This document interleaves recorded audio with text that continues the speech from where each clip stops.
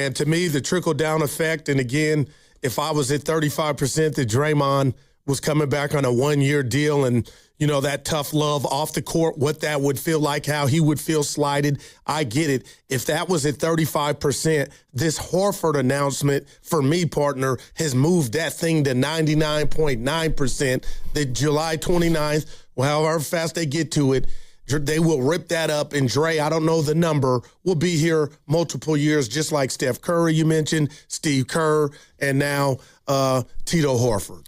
Well, the one thing we don't know is whether or not and to what degree Horford taking 2 years could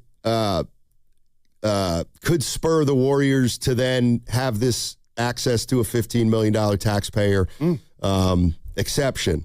The conventional wisdom was that Draymond would take his $28 million, rip it up, and take less the first year, get an extra year, and that would save you money so that could, in theory, open that spot up. I don't know what the contract to Horford looks like, except that it's 2 guaranteed years.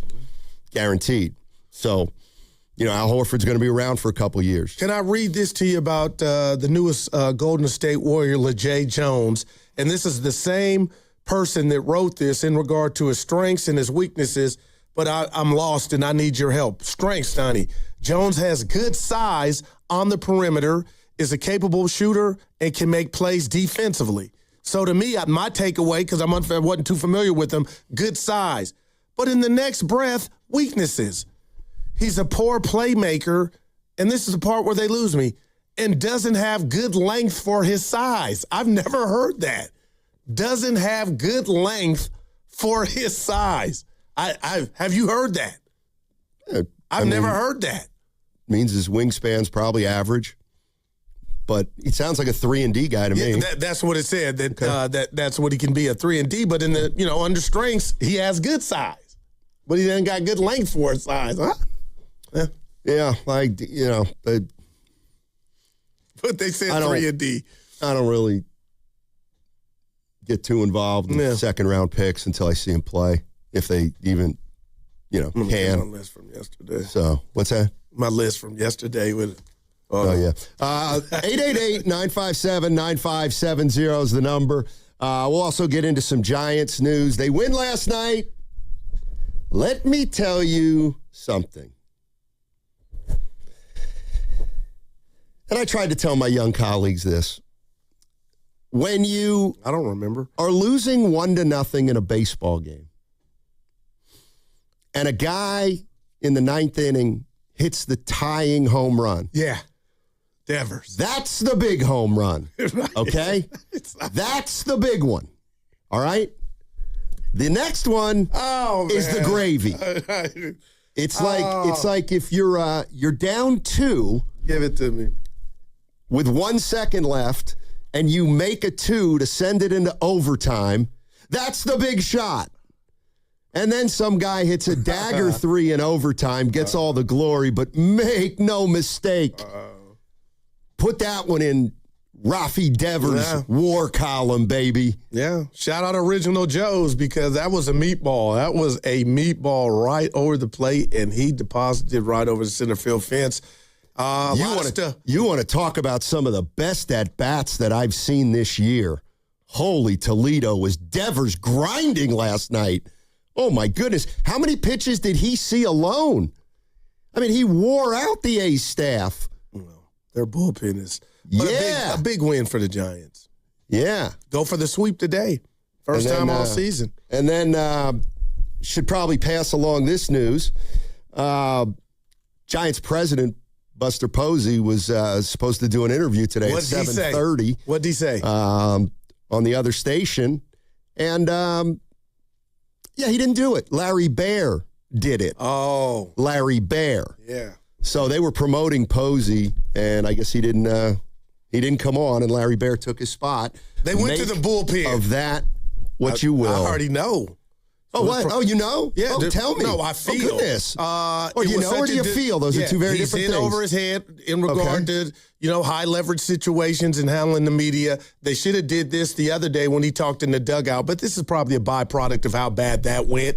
And they're like, Buster, you know what? We're going to the pen. Oh. And here comes the wolf. What was our Harvey Keitel and Pulp Fiction? Get it fixed. And Larry Tigger. It's just, big win for the Giants, but this is a season that I won't forget because it's bigger than just the stuff on the field, which is a big reason why it's bad, but it's also the stuff off. And now I'm wondering, and you tell me if this is fair, and I'm not trying to do too much, I'm putting Vitello and Buster Posey in the same category in regard to two guys that might possibly say, you know what, this ain't me, I'm out of here. Or let me do something else for the organization. Like, that's on my bingo card now for the Giants. I think Posey's might be faster out the door than Vitello at this point. Who would have thought? I mean, that you would even have that thought. Do you think Posey said, I'm not doing it? Or do you think the Giants said, you're not doing it? I think Posey said, I'm not doing it.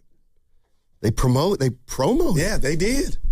So that makes you think he was on board and they were, I don't think they would have let it got to that point if the powers to be were like, hey, dude, because they would have got that sooner. Like, hey, we can't put you out there. Like, we don't even want you talking. No. Yeah, big win. That was a win. They were down 1-0 in the ninth. Right, but there's 13 under. You know what I mean? They are. 9.5 back. They may not have a big win all year. 18 back of the division, 9.5. Okay. But I'm done with Giants Nightly. 888-957-9570 is the number. We're talking about Al Horford. He has been re-signed. He opted out in his player option, and the Warriors re-signed him to a 2-year deal. 2 years for $14 million. That's 6.5 probably the first year, 7.5 the second year.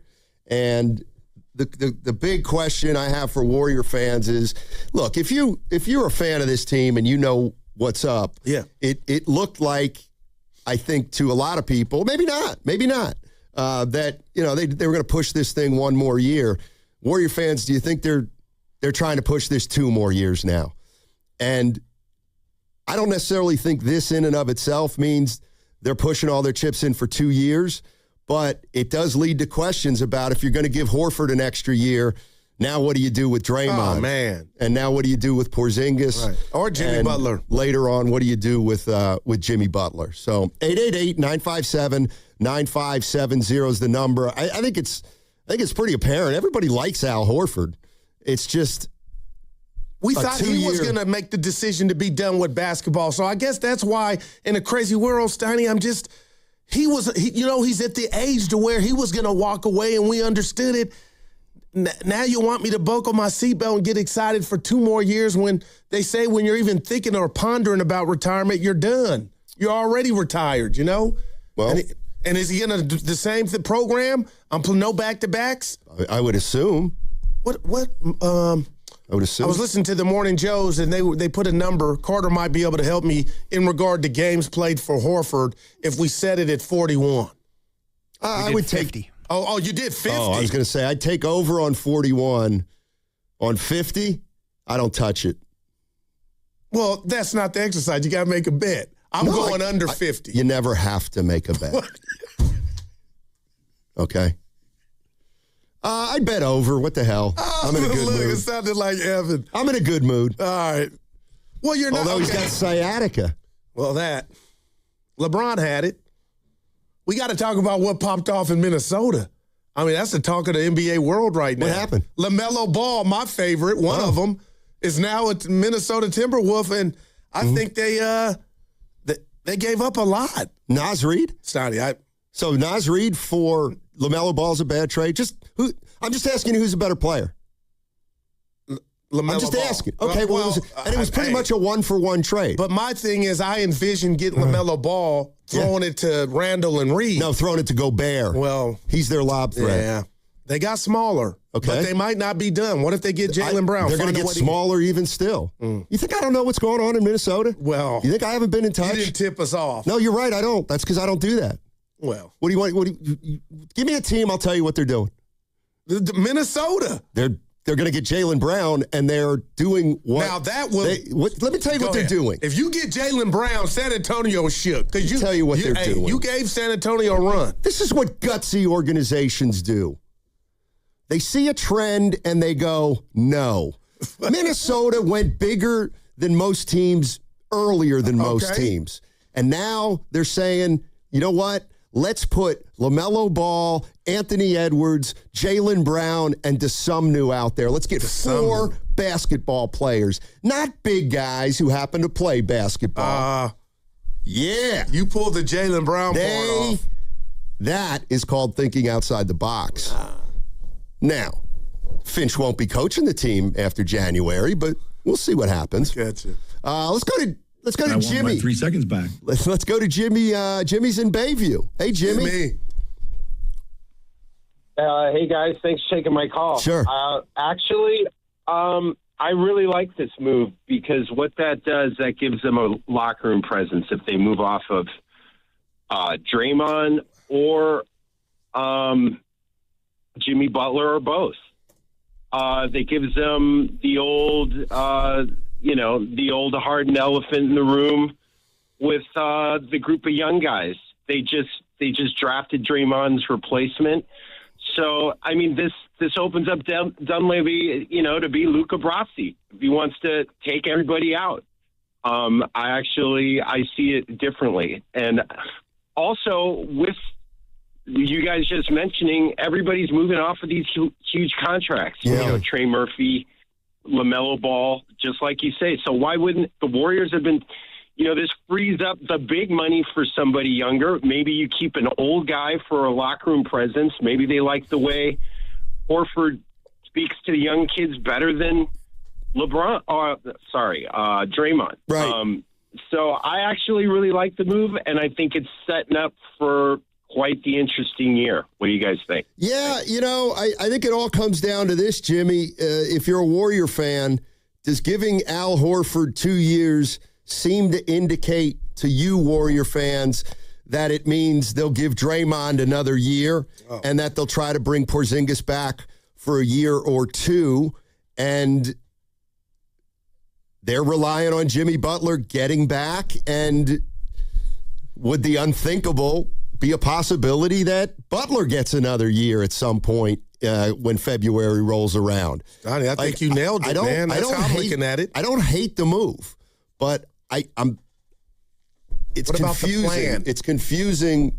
Now, this could be, maybe this is just a move. And on, in the next day or two, we're going to hear that Draymond Green is opting in, period, end of story.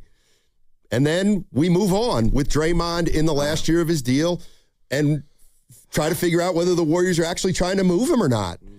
But, here's the way I look at it. While I'd love to downplay, big deal. Horford's got 2 and Draymond's got 1. I got to believe that the Warriors, maybe they're prepared for whatever happens with Draymond. Maybe they're saying, we'll take Horford for 2. That second year is $7 million. Big deal. He's a great mentor. Draymond, you've been great for us. You got 1 more year. We're going to transition the leadership of this team from you to Al Horford over the next couple years. And, if you don't want to be here, we'll try to move you. But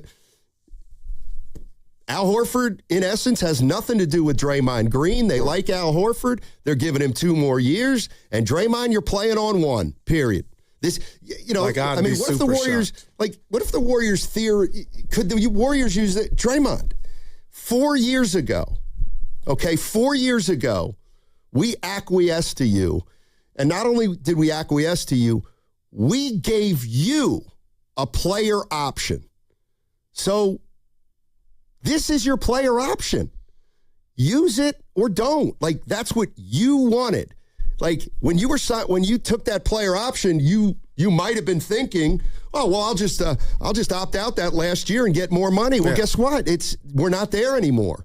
So maybe the Warriors are prepared to stay tough with Draymond Green and see how he handles coming back on a 1-year deal. No, I hear everything you're putting down, and so much of what we do in this business is you think you know these players or you know their personality. But from my vantage point, if Dre is put in that situation, the Warriors echo those sentiments that you just talked about that you're going to play on. He opts in. He loses to Janet Jackson, the control of being traded, which could happen, quick, fast, and in a hurry. And to me, that's the part that wouldn't sit well with them is I can sign my John Hancock or I opt in and I could be on the first thing out of here. Now I'm just looking at this with the Warriors have decided to go run it back, and they're going to run it back, and Jimmy Butler's a part of running it back because they know what he's going to do when he does get close in regard to some new money or wanting that. And I hope I'm wrong because I would do it differently.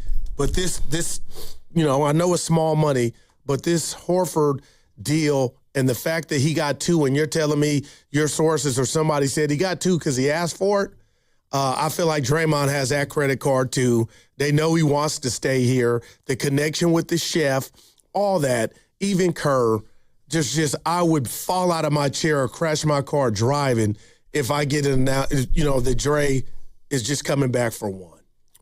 Like, man, partner, that's how much this Horford news has shocked me. And maybe the Warriors simply say to Draymond, 2 years at $7 million. We can't go 2 years at 38 for you. We'll do 2 for 14 for Al, but we can't do 2 for 40 for you. You're sitting on 28 this year. And maybe they're seeing how Draymond plays it. And I know we're up against it, but that the babysitting or being a mentor thing to me, like Ron Washington in the dugout, and I love you, Ron, but I'm just not thinking they did that for Horford, to be a mentor.